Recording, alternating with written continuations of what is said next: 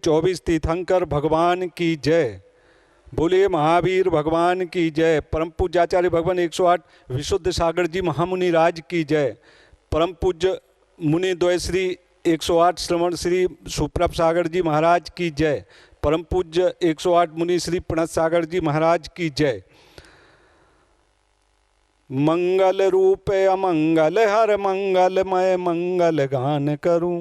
मंगल में प्रथम श्रेष्ठ मंगल नवकार मंत्र का ध्यान करूं। जिंदगी याचना से नहीं प्रार्थना से बनती है। जिंदगी भोग से नहीं योग से बनती है। जिंदगी वासना से नहीं साधना से बनती है। जिंदगी आराम से नहीं आराधना से बनती है। और जिंदगी राग से नहीं त्याग से बनती है।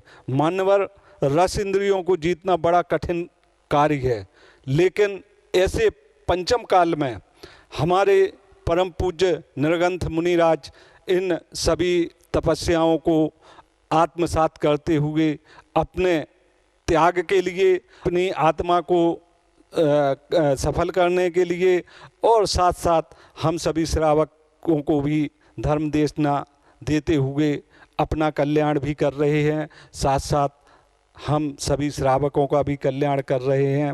मैं आज का कार्यक्रम समीचीन विकल्प, हाँ समीचीन विकल्प, जो हमारे मन में उलझे हुए प्रश्न हैं, हमारे जीवन से मिलते हुए बहुत से ऐसे उलझे हुए प्रश्न हैं कि हमें उनका समाधान नहीं मिल पाता है।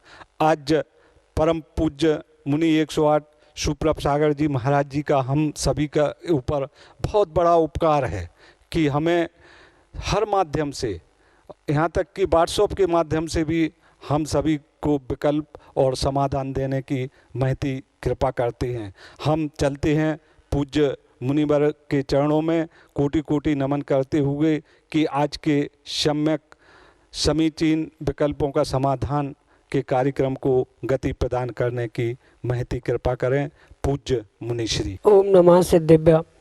पंच परमेष्टि भगवान की परम पूज्य आचार्य भगवंत गुरुवर विशुद्ध सागर जी मुनि महाराज जी की, परम पूज्य मुनिश्री सुप्रभ सागर जी महाराज जी की,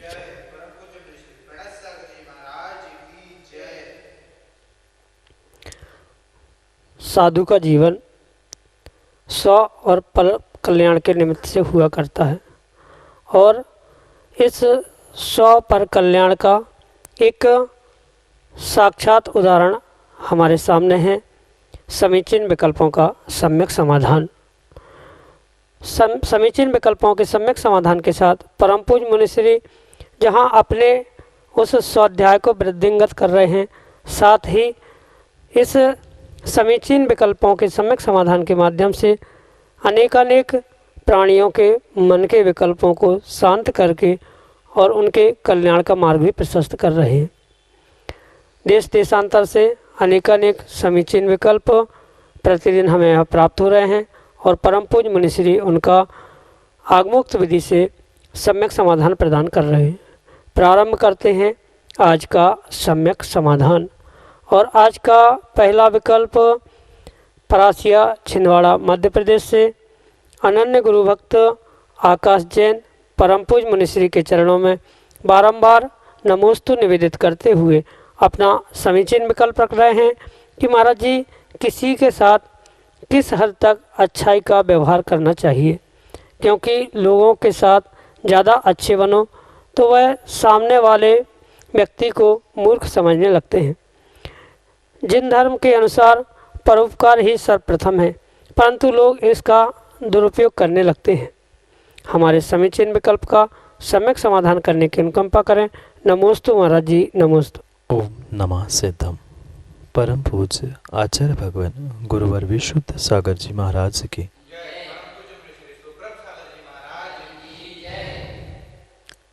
अच्छाई का और उपकारों का कभी भी कोई मापदंड नहीं हुआ करता।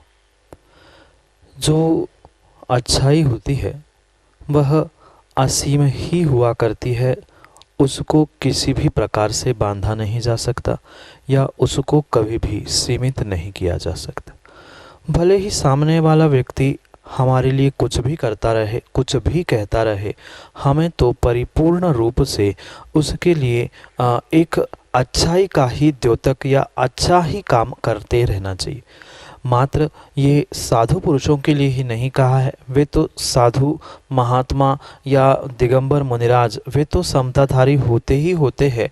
वे हर गलती को अपने पेट में रखते हुए उस दूसरों के साथ अच्छाई या दूसरे के अच्छाई का ही विचार करते हैं, क्योंकि वे सबके गुरु कहे जाते। पर मात्र उनके लिए ही नहीं, अपितु एक अच्छे श्रावक नहीं, अपितु एक अच्छे इंसान के लिए भी अच्छाई करना ही श्रेयस्कर कार्य कहा गया। क्योंकि बहुत सारे नीतिकार भी और बहुत सारे लोग यही कहते हैं कि टिट फॉर टैट, जो जैसा होता है उसको वैसा ही व्यवहार करना चाहिए, दंड को डंडी से ही पीटना चाहिए आदि। ये कुछ कहना उनकी संकल्पना नीतिकारों की हो सकती है, पर हमारे तीर्थंकर परंपरा, हमारी आगमपरा किंचित भी इसको आज्ञा या किंचित भी इसका व्याख्यान करती ही नहीं है। ये नीति परिपूर्ण रूप से आगम के बाह्य हो सकती है। आगम और हमारे आचार्य भगवंत, हमारे तीर्थंकर भगवान मात्र यही कहते हैं कि सामने वाला कितना ही बुराई करे, कितना ही कैसा ही हमारे साथ व्यवहार करे, पर हमें तो उसके साथ हमेशा ही अच्छा ही व्यवहार करता रहना चाहिए। क्योंकि अच्छाई उसके साथ करने से उसकी अच्छाई हो नहीं हो, पर उसके बारे में अच्छा सोचने से, उसकी अच्छाई करने से या अच्छाई करने के लिए सहयोग करने से मेरे जीवन में अच्छाई आएगी, ये बिल्कुल सत्य मानना होगा। ये कर्म सिद्धांत जो हमारे आगम में चलता है या सभी दर्शनों में इस कर्म सिद्धांत के बारे में जैसे हमने सुना है, जो जैसा करता है उसको वैसा फल मिलेगा। जो हमारी बुराई कर रहा है, जो हमें परेशान कर रहा है, जो हमारी अच्छाई का गलत फ़ायदा उठाते हुए अपने आप को शेर मानकर हमें मूर्ख मान रहा है, उसका भी फल उसे समय पर अवश्य ही मिलेगा। पर हम अगर उसको परेशान करने के लिए या हम उसे सबक सिखाने के लिए कुछ कार्य करेंगे तो उसके निमित्त से हमें पुनः पाप का आश्रय हो रहा है, और उसी जगह पर वह सामने वाला कितने ही निम्न हद पर पहुंचकर, नीचे के हद पर पहुंचकर हमारे लिए विपरीत कार्य करे, विपरीत कहे भी, फिर भी हम अगर अच्छा ही सोचेंगे, अच्छा ही करेंगे तो मेरे जीवन में अच्छा होगा। क्योंकि जो साता असाता वेदनी के कर्म के आश्रय के लिए बात कही गई है, दूसरे के लिए दुख देना या स्वयं के लिए दुख देना या दुख की बातें, दुख की व्यवस्था बनाना, ये परिपूर्ण रूप से असात वेदनी यानी स्वयं के लिए दुख ही खरीदना है। और वही अगर हम भूत व्रति इन दोनों के यानी संसार के सभी जीवों को लेते हुए उनके प्रति अनुकंपा दया के भाव रखेंगे और उनका भी अच्छा हो जाए यही विचार करेंगे, उनकी अच्छाई भी करते रहेंगे, तो नियम से हमारा जीवन अच्छा होगा। ये परम सत्य समझना। कोई भी जलता हुआ कोयला उठाकर सामने वाले पर फेंकना चाहे, वह जरूरी नहीं है कि उसको वह जलता हुआ अंगारा लगे नहीं लगे, पर वही स्वयं का हाथ जल जाता है। दूसरे हाथ से वही व्यक्ति अगर वह कोई धूप, सुगंधी द्रव्य, इत्र, फूल उठाकर दूसरे पर फेंकना चाहे, उसको लगे नहीं लगे, पर स्वयं का हाथ सुगंधित हुआ करता है। ऐसे ही हम दूसरों की बुराई करेंगे तो हमारा हाथ, हमारा जीवन जल जाएगा, और हम दूसरों के लिए नित्य ही, हमेशा ही पूरी चरम सीमा तक अच्छाई और अच्छाई की बात, अच्छाई का विचार करेंगे तो नियम से हमारा जीवन, हमारा हाथ जैसा सुगंधित हो सकता है। पर इसके लिए कोई हद, कोई सीमा नहीं रखनी चाहिए। जैसे आपका नाम ही आकाश भाई आकाश है, तो आकाश पर कोई कितना ही धूल फेंकने का प्रयास कर दे, कोई उस पर थूकने का भी प्रयास कर दे, धूल और थूक उस व्यक्ति पर स्वयं पर आएगी। उस आकाश की तरह हमारी बेहद, बिना हद का उपकार करने की भावना और बिना हद की, बिना मर्यादा, बिना सीमा की दूसरों की अच्छाई सोचना और अच्छाई करने का ही प्रयास होना आवश्यक है। क्योंकि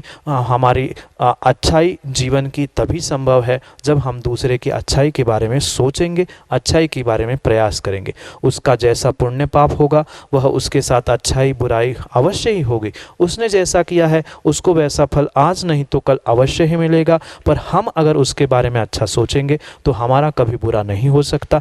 इसलिए अपने जीवन को अच्छा करने के लिए कोई हद, कोई मर्यादा ना रखते हुए हम सतत दूसरे के लिए अच्छा सोचे, अच्छा बोले और अच्छा करने का प्रयास करेंगे तो नियम से हमारा भी जीवन अच्छा होता है। यही आपके लिए सम्यक समाधान। सिंह जी, महेंद्र कुमार जैन, महामंत्री दिगंबर जैन समाज गुरसराय उत्तर प्रदेश से परम पूज्य मुनिश्री के चरणों में सपरिवार कोटि कोटि नमोस्तु निवेदित करते हुए अपना समीचीन विकल्प रख रहे हैं कि महाराज जी, लोक में ऐसा कहा जाता है कि प्रत्येक सफल पुरुष के पीछे किसी न किसी स्त्री का हाथ अवश्य होता है। ये बात कहाँ तक सही है? हमारे समीचीन विकल्प का सम्यक समाधान करने की अनुकंपा करें। नमोस्तु महाराज जी, नमोस्तु। जो यह आपकी बात है कथनचित सत्य है, कथनचित नहीं है, या कुछ अपेक्षा से कुछ हद तक आप सही कह रहे हो और कुछ हद तक नहीं कह रहे। अगर हम हमारे जैन धर्म के सिद्धांतों को समझे और माने तो ये सिद्धांत हमें समझना होगा कि एक द्रव्य दूसरे द्रव्य के लिए कर्ताभूत कुछ भी नहीं कर पाता। जो जीव जैसा स्वयं का पुण्य लेके आता है, जो जैसा कर्म करके आता है, उसके जीवन में बिल्कुल वैसा का वैसा ही घटित होता है। हाँ, ये भी परम सत्य है कुछ अंशों में कि उसके लिए वह वैसे निमित्त भी मिलते हैं। जैसे आपने कहा कि एक सफल व्यक्ति के लिए एक सफल स्त्री का साथ होना एक कहावत में या ऐसे कहने में आता है। ये कहने में तो आना सत्य है, पर कर्म सिद्धांत से अगर हम समझे, दर्शन से हम समझे, तो ये परिपूर्ण रूप से सत्य नहीं हो सकता। क्योंकि आप अपना स्वयं का पुण्य पाप लेके आए हो। जो आपके बेटे की माँ है, जो पत्नी है, वह स्वयं अपना पुण्य पाप साथ लेके आए हैं। पर इसके साथ साथ इस कर्म सिद्धांत का एक रहस्य भी हमें समझना होगा। जब जीव का विशेष तीव्र पुण्य का उदय होता है तो उसके लिए निमित्त भी बिल्कुल वैसे ही मिलते हैं। जैसे आप स्वयं धर्मात्मा हैं और आपका पूरे परिवार के सदस्य भी आपको अपने आप धर्मात्मा मिले हैं। आपको कुछ विशेष उनको समझाने के लिए या आपके साथ जोड़ने के लिए कुछ नहीं करना पड़ा। ये आपका पूर्व जन्म का कुछ पुण्य का नियोग ऐसा था कि ऐसे पुण्यात्मा धर्मात्मा ही आपको साथ देने वाले मिले। बिल्कुल आपके विकल्प को भी हम इसी प्रकार से समझने का प्रयास करते हैं कि कोई सफल व्यक्ति है तो वह अपने स्वयं के पुरुषार्थ से, पिछले भाग्य से, पिछले कर्मों के नियोग से ही सफल हो रहा है। पर सफलता के साथ साथ उस जीव का ऐसा पुण्य कर्म का उदय है कि पुण्य कर्म के उदय से ही वह सफल भी हो रहा है। और उसके जितने निमित्त है, जैसे उसकी पत्नी हो या बेटा हो, बेटी हो, उसकी माँ हो, जो भी उनके साथ रह रहा है, जो भी उनके साथ है, जो भी उनके कलीग है, वे परिपूर्ण रूप से उनके सहयोगी बनेंगे तभी जब उनके पुण्य का उदय होता है। ऐसे भी परिवार देखे जाते हैं कि जहाँ वह व्यक्ति भी है और उसके साथ स्त्री भी है, पर फिर भी वह सफल क्यों नहीं हो पा रहा है। तो ये प्रत्येक व्यक्ति का स्वावरण सूक्ष्म ही होता है कर्मों का, जिसके निमित्त से वह सफल असफल हुआ करता है। कुछ हद तक इनका संबंध जो निमित्त भूत है वह तो स्वीकार करना होगा, पर परिपूर्ण रूप से पुण्य के उदय में ही ऐसे संबंध निमित्त आदि प्राप्त होते। अगर सर्वथा हम ऐसा ही कहेंगे तो जितने भी भगवान भगवत्ता को प्राप्त हुए उन्होंने अपने जीवन को सफल कर दिया। अगर उनके कल्याणकों की और उनके सफलता की अगर हम सर्वोत्कृष्ट चरम सीमा पे बात कर ले तो वहाँ कौन सी स्त्री का हाथ हुआ करता है? वह तो सामान्य रूप से माँ के गर्भ से जन्म लेना ये तो स्वाभाविक था ही, पर फिर भी पुरुषार्थ तो उन्होंने ही किया, वह पुण्य भी उनके ही पिछले जन्म का था। और वर्तमान के लौकिक दृष्टांतों को भी अगर हम समझें तो आपके वर्तमान के भारत देश के पंतप्रधान देखो या आपके उस उत्तर प्रदेश के मुख्यमंत्री को समझ लो, वे भी कभी किसी स्त्री के आशीर्वाद से या उनके सहयोग से इतने ऊपर नहीं हुए। स्वयं का पुण्य भी जीव का होता है। हाँ, कुछ हद तक उनका संबंध नियोग या निमित्त हो सकता है, वे सहयोगी बन सकते हैं आपके स्वयं के पुण्य या उपादान के लिए, पर परिपूर्ण रूप से 100% ऐसा ही होता है ऐसा नहीं कहा जा सकता। क्योंकि हमारा आगम, हमारा धर्म अनेकांत को स्वीकार करता है। अनेकांत से आपकी भी बात सत्य है, अनेकांत से जैन दर्शन की भी बात सत्य है। जब उपादान होता है तो स्वयं भी वैसे पुण्य के निमित्त, सहयोगी निमित्त अपने आप मिलते हैं। और जैसे ही पुण्य क्षीण होता है वे ही जो सहयोग करने वाले होते हैं वे ही उंगली उठाने वाले भी बन जाते हैं। यही आपके लिए सम्यक समाधान। अगला समीचीन विकल्प महाराष्ट्र प्रांत से मोक्षदा गहानकर परम पूज्य मुनिश्री के चरणों में बारंबार नमोस्तु निवेदित करते हुए अपना समीचीन विकल्प रख रहे हैं कि महाराज जी बुरे समय में स्वयं को कैसे संभालें। हमारे समीचीन विकल्प का सम्यक समाधान करने की अनुकंपा करें। नमोस्तु महाराज जी, नमोस्तु। जीवन में मात्र बुरे ही दिनों में, बुरे समय में ही नहीं, अपितु व्यक्ति को अच्छे समय में, अच्छे दिनों में भी अपने आप को संभालने की आवश्यकता है। लगभग व्यक्ति जब हर्ष का या खेद का, दुख का या सुख का अतिरेक होता है तब अपने आप को संभालने में असमर्थ हुआ करता है। जैसे कि दुख का तो या बुरे समय का तो हर किसी को अनुभव हुआ करता है, पर अच्छे दिनों में व्यक्ति ये अनुभव नहीं ला सकता। अच्छे भी दिनों में या बहुत सुखद घटना में भी व्यक्ति अपने आप को ना संभालने के कारण इस पर्याय को छोड़ के जा सकता है। जैसे किसी भिखारी को, गरीब व्यक्ति को, दीनहीन व्यक्ति को 2-4 लाख रुपए की लॉटरी लग जाए। कुछ दिनों पहले ही हमने सुना था, कुछ अखबार में कोई बता रहा था कि किसी भिखारी को लॉटरी लग गई और उसने जैसे ही सुना वह लॉटरी के टिकट के पैसे लेने नहीं जा पाया कि सुनते ही खबर वह चला गया। वह ऐसे ही व्यक्ति सुख के दिनों में भी अपने आप को नहीं संभाल पाता और बुरे दिनों में भी अपने आप को नहीं संभाल पाता। सबसे अच्छी बात इन बुरे और अच्छे दिनों में संभालने की हमारे लिए यही हो सकती है, हम अपनी सोच को बदलने का प्रयास कर दें। क्योंकि अच्छे दिनों में तो फिर भी व्यक्ति संभालने का प्रयास इसलिए कर पाता है कि उन अच्छे दिनों में या सुख के दिनों में कोई ना कोई साथ देने वाला अवश्य मिल जाता है, कोई ना कोई अपनी बातों को शेयर करने वाला मिल जाता है। पर अक्सर बुरे दिनों में, बुरे समय में हमारा साथ देने वाला कोई नहीं होता। ऐसे समय में अपने आप को संभालना बहुत कठिन समय या बहुत कठिन परिश्रम की घटना वह हुआ करती। इसलिए उन बुरे समय में व्यक्ति को ये निर्णय करना होता है कि ठीक है, आज मेरा बुरा समय है, आज मेरे दुख के दिन है, आज मेरे यह खराब दिन आए हैं, पर ये भी पक्का है कि आज दिन खराब है, आज बुरे है, तो कल मेरे अच्छे दिन भी आएंगे। इस बात का निर्णय जिसने किया है वह कभी भी उन बुरे दिनों में भी अपने आप कोई गलत कार्य नहीं करता। अक्सर यह देखा जाता है कि जितने भी जीव वर्तमान में आत्मघात कर रहे हैं, आत्महत्या आदि कर रहे हैं, ये मात्र अपने आप को इन बुरे दिनों में ना संभालने के कारण ही कर रहे हैं। वे अपने उन बुरे दिनों में या बुरे वक्त के समय में बार बार उसी विषय में सोचते सोचते इतना टेंशन ले लेते हैं कि वह टेंशन एक दिन डिप्रेशन में बदल जाता है और वह डिप्रेशन एक दिन आत्महत्या में बदल जाती। इसलिए सबसे अधिक वर्तमान में इन बुरे दिनों में व्यक्तियों को संभलने की आवश्यकता है। ये भी परम सत्य है। पुण्य के अभाव में या पाप के उदय के निमित्त से ही बुरे दिन आए थे और उस समय पर आपकी सुनने वाला भी कोई नहीं होता। इसलिए जो मन में बैठा होता है, हमें कहीं ना कहीं ऐसे स्थान पर जाकर अपने दिल की प्रत्येक बात को खोल के रखना परम आवश्यक होता है। चाहे वह मित्र हो, चाहे वह गुरु हो, या कोई भी ऐसा एक स्थान होना चाहिए जहां इन बुरे दिनों में हम अपने दिल की प्रत्येक बात उस व्यक्ति से उस स्थान पर हम शेयर कर सकते। उससे ये होगा कि मन में जो वजन सा है, टेंशन है, जो डिप्रेशन में जाने की, आत्मघात करने की संभावना है, हम उस व्यक्ति से या उस स्थान पर जाकर अपने दिल की बात कहने से कुछ हल्कापन महसूस करेंगे, जिसके कारण से हम उस तनाव, डिप्रेशन आदि से बच सकते हैं और अपने उस बुरे समय में अपने आप को संभालने का प्रयास कर सकते।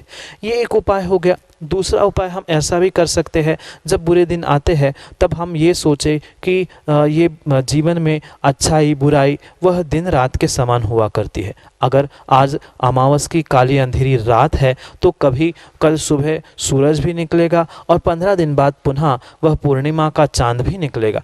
जिसने ये ऐसी सम्यक सोच और अच्छी सोच बना के रखी है, वह जीवन में कभी भी बुरे दिनों में भी अपने आप के साथ कुछ गलत कार्य करने का या गलत काम करने का निर्णय कर ही नहीं सकता। इसलिए दूसरा कार्य व्यक्ति यह करे कि बुरे समय में, बुरे वक्त में ये निर्णय करे कि ठीक है, कल अच्छे दिन थे, आज बुरे हैं, आने वाले समय में अच्छे हो सकते हैं, या कल से आज भी बुरे हैं तो आने वाले समय में दिन बदल सकते हैं, आज रात है कल सुबह दिन हो सकता है आदि। पॉजिटिव थिंकिंग करते हुए, पॉजिटिव एटीट्यूड के साथ, सकारात्मकता के साथ अगर हम अपने आप से डील करना सीख लेंगे तो नियम से उन बुरे दिनों में भी हम अपने आप को संभाल सकते। तीसरा काम ये भी कर सकते हैं हम कि जैसे उन बुरे दिनों में हमने पिछले समय में यानी पिछले काल में कुछ महीनों पहले, वर्षों पहले कुछ अच्छा कार्य अगर किया हो तो उन अच्छे कार्यों की, अच्छे घटनाओं की हम याद कर ले कि हमने इतने महीने पहले, इतने वर्ष पहले ऐसा ऐसा अच्छा कार्य किया था, या अच्छे स्थान पर गए होंगे, चाहे मनोरंजन के स्थान में, पिकनिक आदि के स्थान में गए हो, या कहीं तीर्थ क्षेत्र देवशास्त्र गुरु के सानिध्य में आदि पहुँचे हो।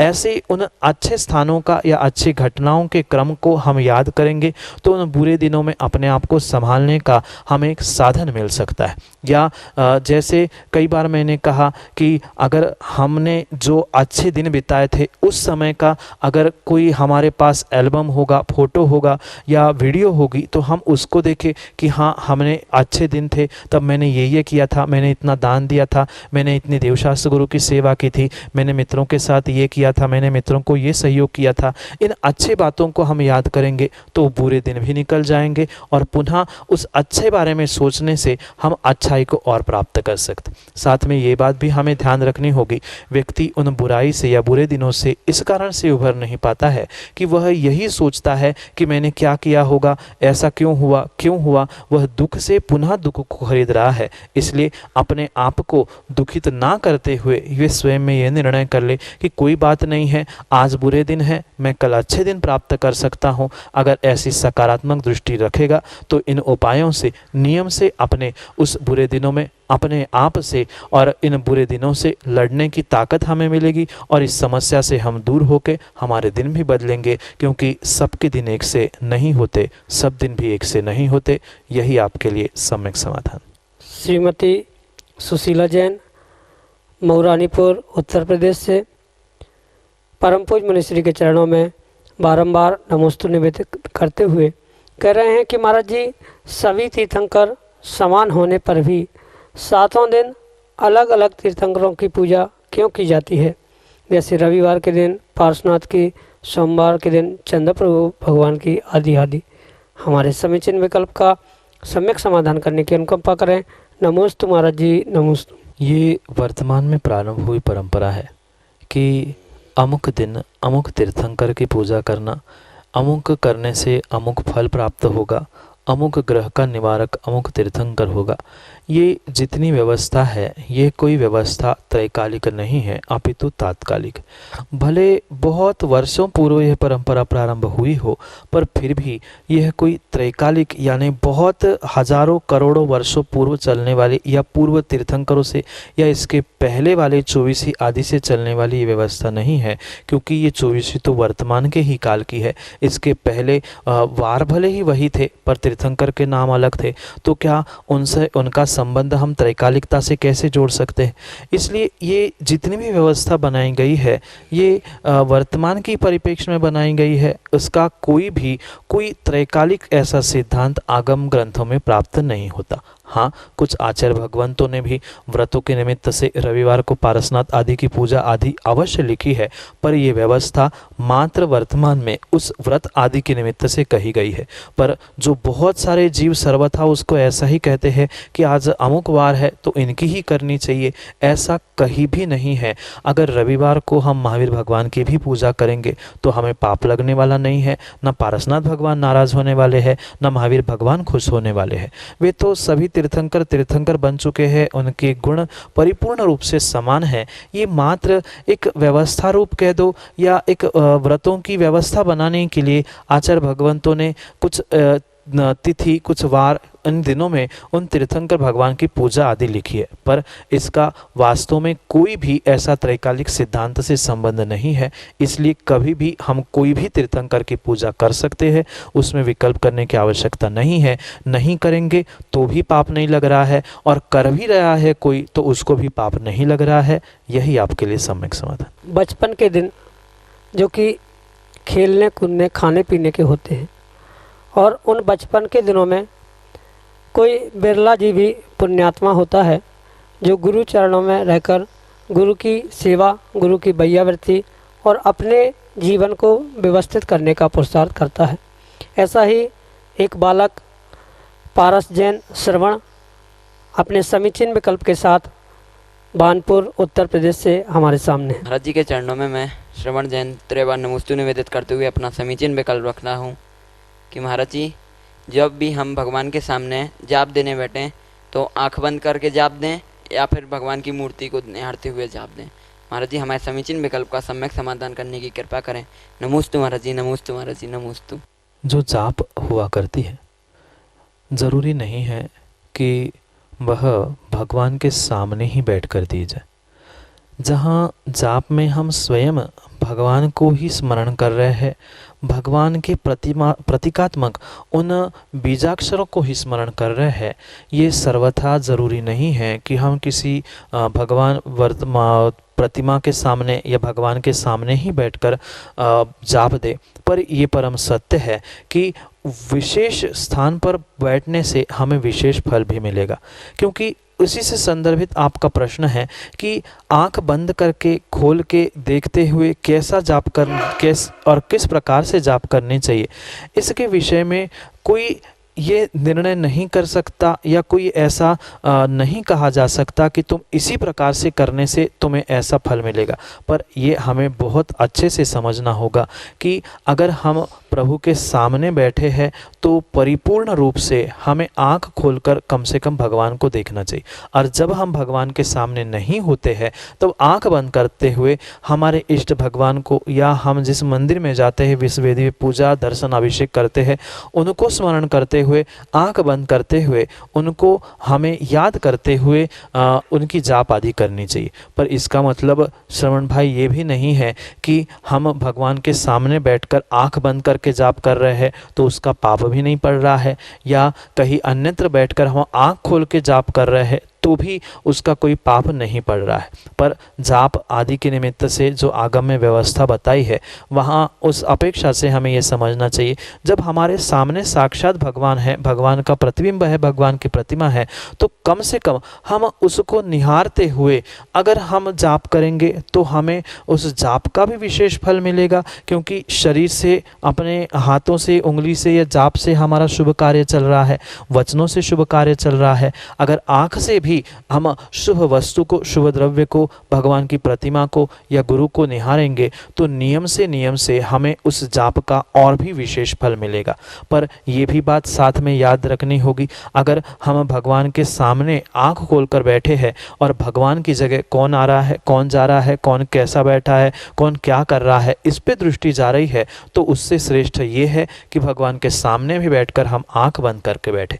अगर हम भगवान को एक दृष्टि से सतत निहारने की शक्ति रखते हैं, अपने आप को बाह्य निमित्तों में नहीं उलझाने का प्रयास कर सकते हैं या उनसे विमुख होकर मात्र भगवान को देख सकते हैं, वहाँ तो हम आंख खोलकर भगवान को निहारे, उनके एक एक अंग निहारते हुए जाप करें, उसमें कोई दोष नहीं है। पर अगर हम अपने दृष्टि को नहीं संभाल पा रहे हैं, कौन आया कौन गया, इस पे बार बार अगर दृष्टि जा रही है, बहुत सारी भीड़ है, लोग सामने से ही आना जाना कर रहे हैं, तो ऐसी परिस्थिति में श्रेयस्कर यही है कि हम आंख बंद करके ही भगवान का जाप करें, क्योंकि वह दोनों प्रकार की जाप का व्याख्यान आगम में प्राप्त होता है। परिस्थिति और क्षेत्र सब कुछ देखते हुए हमें उसका निर्णय करना है। आंख बंद करके भी कर सकते हैं, आंख खोलकर भी कर सकते हैं, यही आपके लिए सम्यक समाधान। आज का समीचीन विकल्प सम्यक समाधान का कार्यक्रम, ये कार्यक्रम वास्तव में पूरे भारत में और विदेशों से भी यहाँ पर व्हाट्सएप के माध्यम से प्रश्न आते हैं, जिनका समीचीन विकल्प और उनका सम्यक समाधान परम पूज्य मुनि द्वय श्री 108 सुप्रभ सागर जी महाराज एवं परम पूज्य 108 मुनि श्री प्रणत सागर जी महाराज के मुखारबिंद से दिया जाता है। उपरोक्त कार्यक्रम देखने के लिए और अपने प्रश्नों के उत्तर जानने के लिए यहाँ से सायंकालीन 5:13 पर यूट्यूब सुप्रभ उवाच के माध्यम से आप प्राप्त कर सकते हैं। और इसके अगले ही दिन पारस चैनल पर 4 बजे से उपरोक्त कार्यक्रम पुनः प्रसारण किया जाता है और मंगल प्रवचन जनवाणी चैनल पर प्रतिदिन 7:40 पर मुनि श्री के मंगल प्रवचन प्रसारित होते हैं। सभी से अनुरोध कि उपरोक्त काल में हम धर्म से जुड़ें और धर्म देशना सुने और अपने जीवन का कल्याण करें। और व्हाट्सएप के माध्यम से आप प्रश्न भेजें, जिसका व्हाट्सएप नंबर है 8707548811। दूसरा नंबर है 7415306441। आप इन नंबरों पर अपने प्रश्न, उलझे हुए प्रश्न भेज सकते हैं और परम पूज्य मुनि श्री 108 सुप्रभ सागर जी महाराज जी के मुखारबिंद से उनका सम्यक समाधान यहाँ से प्राप्त कर सकते हैं। बोलिए 24 तीर्थंकर भगवान की जय। बोलिए परम पूज्य 108 मुनि श्री सुप्रभ सागर जी महाराज की जय। बोलिए परम पूज्य 108 मुनि श्री प्रणत सागर जी महाराज की जय। नमोस्तु गुरुदेव, नमोस्तु गुरुदेव।